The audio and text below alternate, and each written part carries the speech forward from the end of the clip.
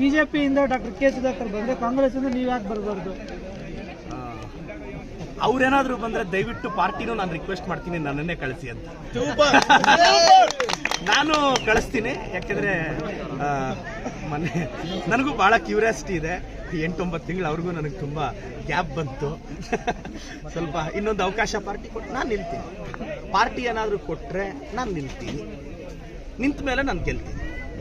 ಪಾರ್ಟಿಗೆ ಬಿಟ್ಟಿದ್ದಲ್ಲ, ಅದಕ್ಕೆ ನೀವೆಲ್ಲ ಕೇಳಿದ್ದಕ್ಕೆ ನನಗೆ ಕೊಡ್ಲಿ ಬಿಡಿ, ನಾನೇ ನಿಲ್ತೀನಿ. ಅದ್ರಲ್ಲಿ ತಪ್ಪೇನಿದೆ? Thank you sir.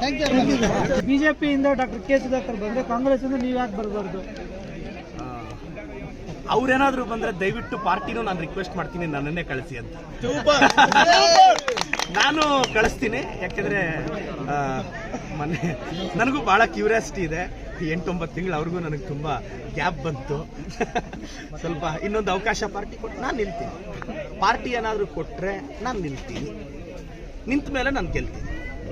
ಪಾರ್ಟಿಗೆ ಬಿಟ್ಟಿದ್ದಲ್ಲ, ಅದಕ್ಕೆ ನೀವೆಲ್ಲ ಕೇಳಿದ್ದಕ್ಕೆ ನನಗೆ ಕೊಡ್ಲಿ ಬಿಡಿ, ನಾನೇ ನಿಲ್ತೀನಿ. ಅದ್ರಲ್ಲಿ ತಪ್ಪೇನಿದೆ?